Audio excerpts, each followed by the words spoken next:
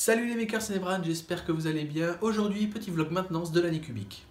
Donc, vous n'êtes pas sans savoir que le plateau de mon Anycubic a connu des jours meilleurs, hein. C'est le cas de le dire.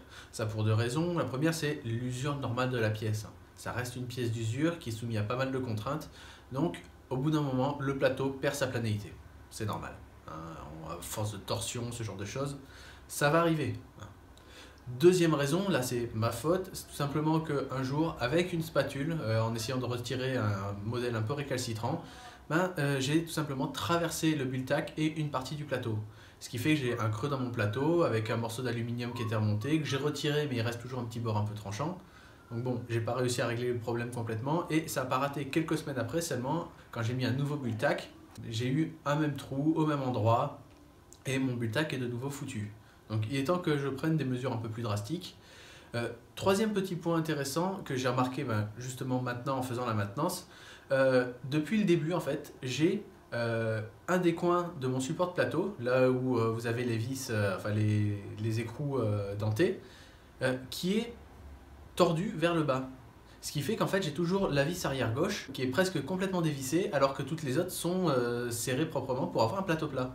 Et je viens de me rendre compte que maintenant, alors que j'ai ce problème depuis le début. Comme quoi ça vaut le coup de regarder un petit peu plus attentivement. Alors ça, un coup de pince et c'est réglé. Mais comme j'ai dit, pour le plateau, soit je change de bultac, mais dans quelques semaines j'ai le même problème, soit je prends une solution un peu plus drastique. Alors beaucoup m'ont conseillé les plaques de verre. Et c'est vrai, on peut utiliser des verres borosilicates comme surface d'accroche, ça se fait pas mal. Alors personnellement, déjà, j'ai toujours peur de casser ce verre si jamais il y a un problème, la buse qui descend trop bas ou quoi que ce soit. Donc, franchement, ça m'a jamais inspiré confiance. Et deuxièmement, ces plaques de verre sont généralement tenues avec des pinces sur le plateau. Et mon plateau n'est pas plat. Donc il y aura une partie de la plaque de verre qui ne touchera pas le plateau, qui sera en l'air. Et là, ce sera très sensible aux vibrations. Je veux dire, si j'imprime un modèle avec un peu trop de vibrations, la plaque de verre va se déplacer. Donc le modèle sera foutu.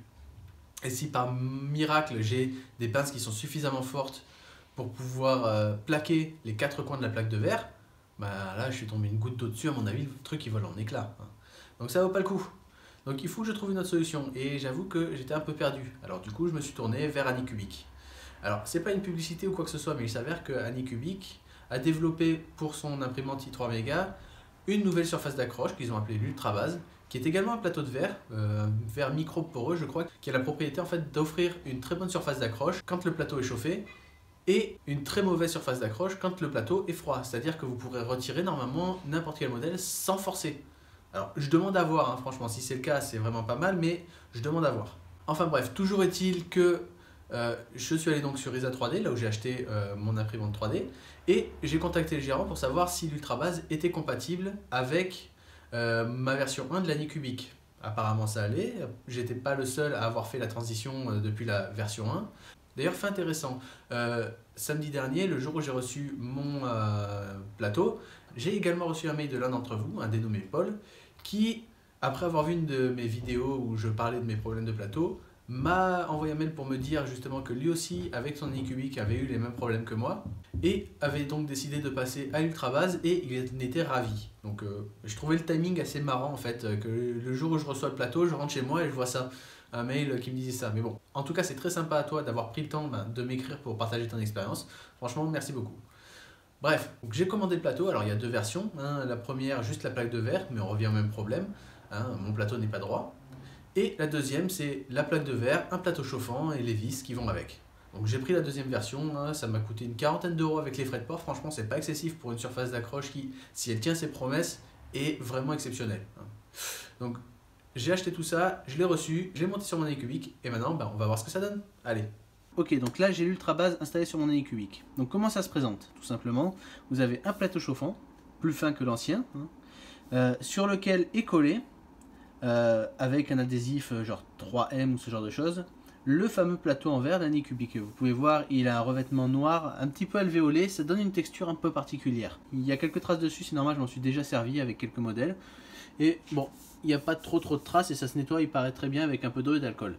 Donc quelques petites choses à savoir si vous voulez faire la transition entre un ancien plateau et le plateau de l'Ultrabase. Sachant que l'Ultrabase est adaptable sur toutes les imprimantes 3D du même type. Pas besoin que ce soit forcément une Anycubic. Donc, première chose, Sur Anycubic, vous avez une fonction qui vous aide à calibrer le plateau en utilisant le palper qui vient se mettre à 4 coins. Cette fonction est plus utilisable parce que le palper, qui est un palper inductif, détecte tout simplement le métal du plateau à une distance donnée.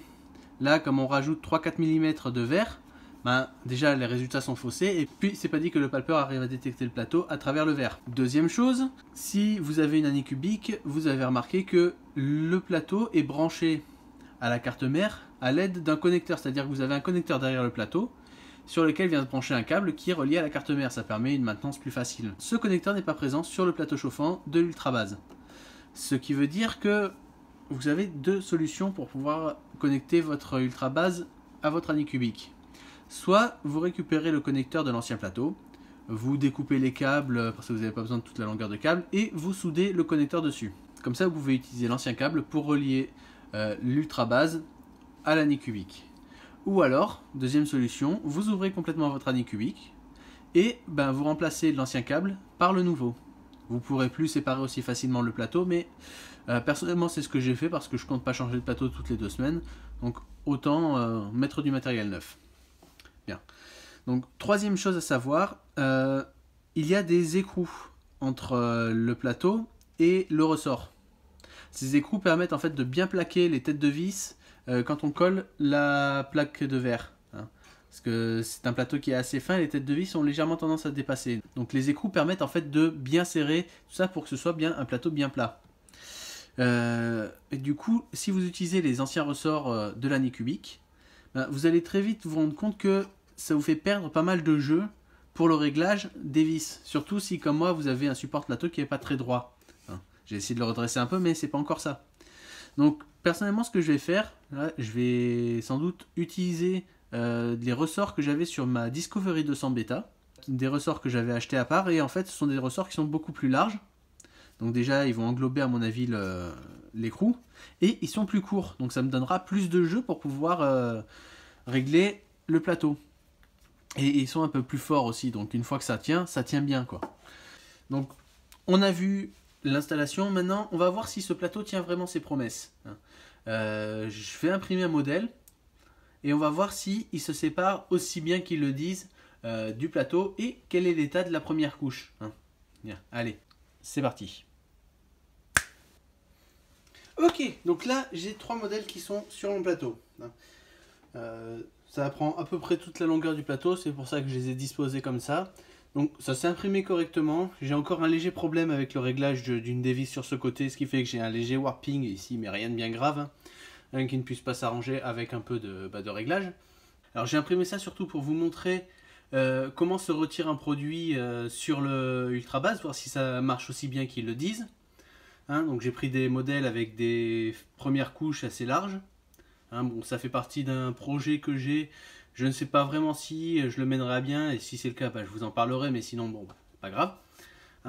Donc, alors j'ai fait un test sur un autre modèle, quand je l'ai imprimé, voir si on pouvait le retirer juste à la main, quand c'est chaud. Et c'est vrai que quand le plateau est chaud, ça tient relativement bien sur le support. Franchement, la pièce est difficile à enlever.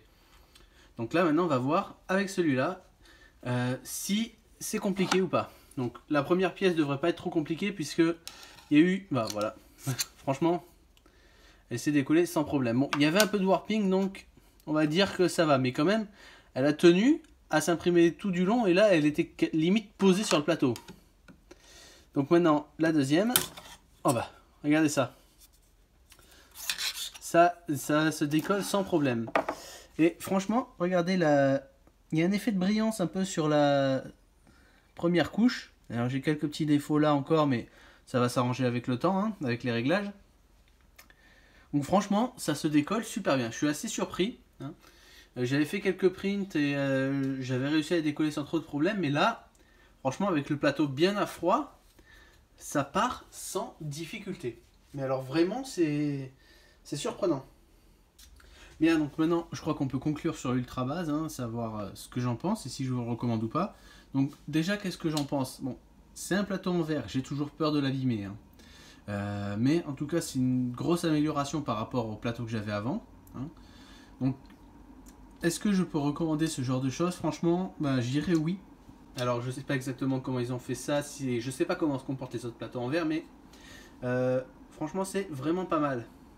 Parce que si vous n'avez plus ce problème pour retirer les modèles du plateau, à galérer, à rayer votre plateau à chaque fois avec la spatule et tout, franchement c'est déjà un plus.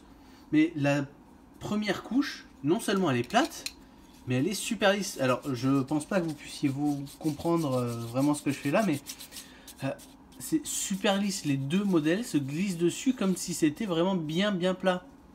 Ce qui est encore une fois une bien nette amélioration par rapport à mes autres impressions avec mon ancien plateau. Donc franchement, si vous avez l'Anycubic, si vous êtes prêt à faire le changement, je vous recommande ce plateau. Ça peut vraiment améliorer la qualité de vos impressions. Bien, donc c'est tout pour cette vidéo. J'espère que ça vous a plu. J'espère que vous aurez appris 2-3 petites choses sur ce plateau. Comme d'habitude, vous pouvez réagir dans les commentaires, partager la vidéo, mettre un pouce bleu, vous abonner à la chaîne si ce n'est pas déjà fait. Et moi je vous dis à très vite. Ciao!